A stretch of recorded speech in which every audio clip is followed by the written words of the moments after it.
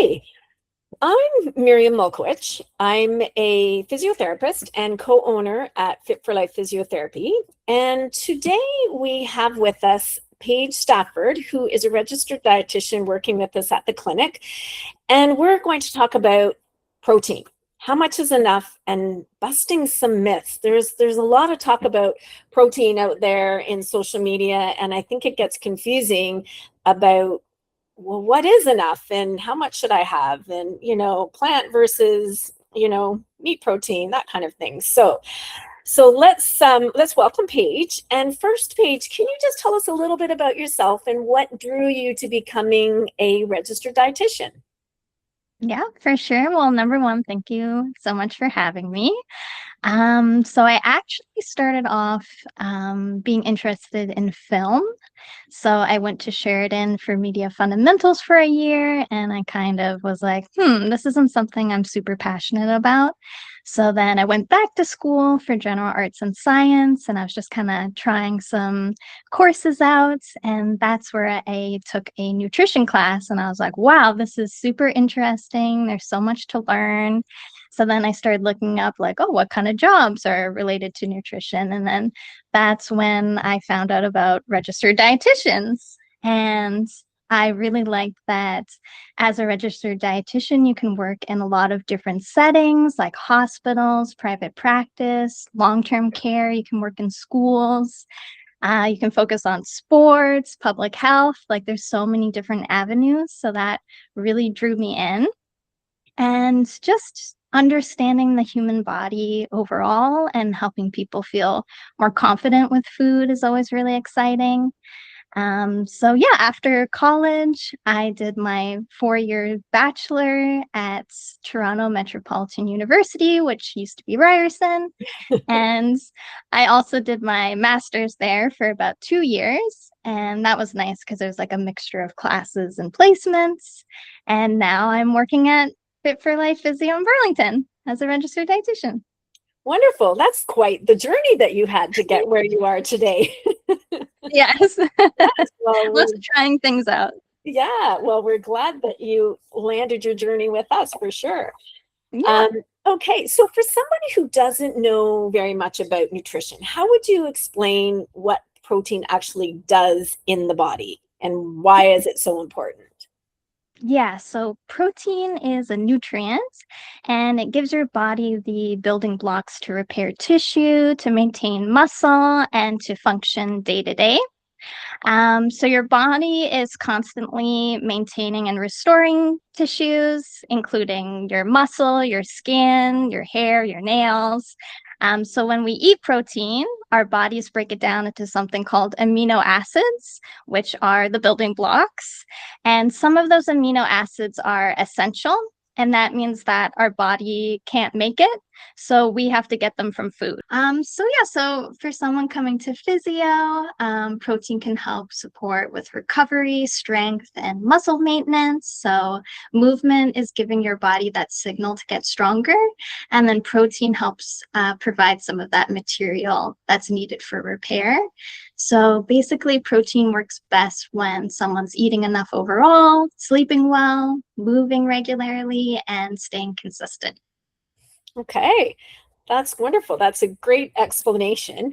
And so, how much protein does somebody actually need per day? And how did we get to that number? And I guess kind of building on that a little bit, there is so much across social media about, okay, we got to eat more protein, and is there actually, can you have too much protein? I don't know. Is that possible? But how do we know what's enough for each individual? Yeah, that's a great question because, yeah, we're seeing it everywhere. We see protein everywhere. Most adults, they need about 0.8 grams of protein per kilogram of body weight per day, which sounds like Okay, how do we get that number? So that number comes from dietary reference intakes, which are the nutrition guidelines that we use here in Canada and also the US. So they help healthcare professionals estimate how much of each nutrient someone usually needs, and that includes protein. So for many people, that 0.8 grams of protein, it can work out to about 50 to 70 grams of protein a day, but it really depends on your body size. So I would use that formula as a general rule, but it's not like a perfect target for every person, because protein needs can definitely change as we get older. Are we going through rehab? Are we doing strength training? We might have lower appetite or other health goals. So when it comes to, is getting too much protein for people, when we look at that, it's mostly looking at things like kidney health, because you really want to be careful not getting a lot of protein when, your kidneys aren't functioning as well. So yeah, it really depends on the person and what your goals are and what your health conditions are. So yeah. So is there an upper range? Because we certainly hear on social media talking about way higher numbers than the 0.8. So is there a range that, people should be kind of looking at? Yeah, so usually we wouldn't go over 2 grams. 2 grams of protein per kilogram of body weight. So for athletes, sometimes they'll go 1.4 to 2. But yeah, that's kind of the range, 0.8 to 2. And so, because you were talking about sort of depending on the goals that somebody might have or the health conditions, like what are some of those sort of situations where somebody might want to have more than that 0.8 grams per kilogram? Yeah, so definitely people who are super athletic, even people who have certain injuries like burns. Your body needs more protein to repair and heal. Those are the 2 main things that come to mind, but there's definitely a lot more cases where you're going to need more protein.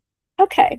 And certainly, at our physio clinic, we do see a lot of older adults. So is there a change in protein needs as we age? And, why does that matter for our muscle and bone health? So aging muscle can actually become less responsive to protein and exercise. So the body needs a stronger signal from both nutrition and movement. So that's where we're going to see a little bit higher. So with older adults, they might need closer to 1 to 1.2 grams per kilogram per day. Okay. But it also depends on their health, their appetite, their activity levels, and their goals. Right. So just by simply eating more protein isn't going to necessarily make people stronger or have stronger bones. They still need to do the work, right? Exactly. Yeah. It's Eating more protein isn't just going to magically, make muscle. Yeah. It's meant to, to support that work that we're doing to build the strength of our muscles and bones, for sure. Okay. What about protein powders and supplements? Like, are they really necessary? That's a good question. So similar to what we were talking about with just eating more protein, protein powders are convenient, but they're not, a magic answer. So if someone's eating enough overall, they're including protein foods across the day, then they're usually meeting their protein needs. Where protein powder can help is if there is a gap. So if someone has low appetite, if someone is busy, they're skipping meals, if someone's recovering from an injury, if someone's older and they're kind of struggling to eat enough food during the day, then it can definitely help with those gaps. But for the average person, I would say it's not something you have to have. I think if you see something and you feel like somebody's telling you you need to have something, then that's kind of the marketing charm that you have to look out for. Right. Yeah. Because I know for me, I do use protein powders because it's convenient. So I'll make a smoothie protein powder because I'm on the go and it's quick and easy. But you're saying, if we're planning things well, then we don't necessarily need to rely on those. Yeah, exactly. Yeah. Okay. Now, when you scroll through social media now and seeing what's being talked about in relation to protein, what are some of the biggest myths around protein that is out there right now? We kind of touched on it a bit already, but the whole concept of more protein always meaning more muscle. So protein's definitely going to help support muscle repair and maintenance, but it's not just going to build muscle on its own. You still need your balance Still got to put in meals the every work, day, right? activity. Yeah. That's it. And also, I feel like a myth that I'm seeing a lot is that when you see high protein on a label, that people are thinking that it's automatically a better choice. So, we're seeing protein everywhere. We're seeing protein lattes, cookies, protein cereal. So what it can actually be, it could be lower in fiber, it could be higher in sugar, it could be higher in sodium, and it could be more expensive than regular food because it has that special appeal to it. So yeah, I always tell people that high protein on the front of packages doesn't tell us the whole story. So we still want to look at the food as a whole. So does it have Like the what's the sugar fiber? content and what's the fiber Yes, what's content, the all of sugar those things. content? So I think seeing like this exciting new protein item, I think it's good to think, okay, that doesn't mean that it's the best choice. Right, right.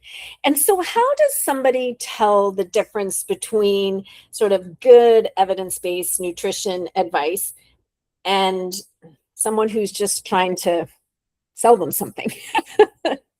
Yes, yes. I think the biggest signs is how the evidence makes you feel. So evidence-based advice can help you understand your body, your routine, your options. That's a big one. So sales-driven advice is going to make you feel like you're missing out unless you buy that specific product. So I tell people pause, and when you see big promises or fear-based messaging, or this product is going to help you with X. This is the only thing that's going to help you, and you're not given a lot of options. That's when I would say that is more marketing, and they're trying to sell you something than actually look at your health. Right. That's a good way of putting it. Yeah. So are there any kind of trends right now online, sort of nutrition protein trends online that you think are actually genuinely useful? So what the most useful thing I'm seeing is when people are pairing protein with fiber, when it's not just protein that's given the big spotlight. I know right now there's a whole protein maxing is a trend where you're kind of just trying to get as much protein as possible. So I would say more of the balance is definitely more realistic. So yeah, just pairing things together.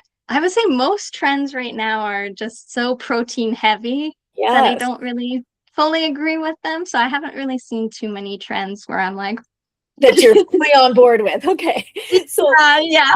so maybe the fact that, I mean, it is being talked about that people need sort of a certain amount of protein in their diet, but it Mhm. does feel like now people are getting kind of almost maybe over focused or over obsessed about how much they're getting. Is Yeah, that it's definitely good that people are thinking more about protein now because there's definitely people who need that extra protein in their hmm, diet, but it's all about balance. So I feel like when people are focusing more of their overall health, what's actually making them feel satisfied and full during the day, Right. then that's always a better Okay. choice. So where can people find sort of that reliable, trustworthy information about nutrition if they're not really sure who they should be listening to online? Like, yeah, so where offline do you find that? Or even are there people that you follow online that you value and trust what they're saying and putting out there? Aside from coming to Sure. you, of course, like coming to you for that. Yes. Yeah. I would say that qualified health sources is definitely the best. Definitely with social media, it's very tricky because anybody can just post a video about food, and it's hard to tell if they know what they're talking about or not. In Canada, for us registered dietitians, our title is protected under law. So I would say just be a little more careful if you see someone's title is a nutritionist.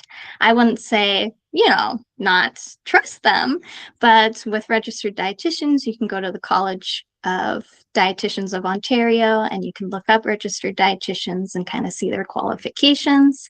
So definitely just double checking, looking people up, kind of doing your own little sleuthing to see if they do have the credentials they say they have.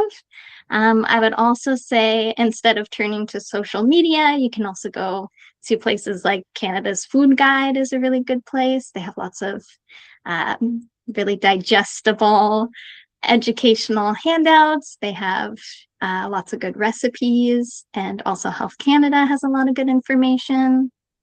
But yeah, I would really say do a little bit of research, especially if you see something on social media and it sounds a little iffy. Like too Yeah, good just to be always true almost. questioning. Yes, Yeah. yes, Yeah. for sure. Okay. And then I suppose in the best case scenario, if it's within your means to be able to see somebody individually, sort of having some one-on-one consultation, then the advice gets catered to you and your health needs and where you're at in life, with whether age, your activity level, health history, all of those kinds of things that somebody like yourself as a registered dietitian can really guide them to doing what's best for them, as opposed to sort Exactly. of these generalized, oh, you've got to do this or you've got to do that. Yeah, Yeah, because what works for one person might not work for another, and it might not even be safe enough to try yourself. So, yeah, right. Yeah, definitely good to keep an eye on that. yeah, yeah. And people can find you here at our clinic at Fit for Life Physiotherapy, and you see people both virtually and in person, correct? Yes, Yes. yeah. I Yeah. can come down Mondays and Wednesdays and fully virtual on On Fridays. Fridays. Wonderful. Okay. Mm. Well, thank you so much for joining us. And I feel like there's so much we can talk about, because there's a lot of other things that kind of come up online on nutrition that I think we could probably talk about some other myths in future interviews. So we'll have to plan some more topics that we can Yeah, talk about. And if anybody has some ideas of what do you want to hear about, then obviously let us know and we'll have that conversation. yeah. I'm excited. There's a lot to talk about. Yeah. Okay. Well, thanks again for joining me, and we'll see you again soon. Yeah, thanks for having me. Okay.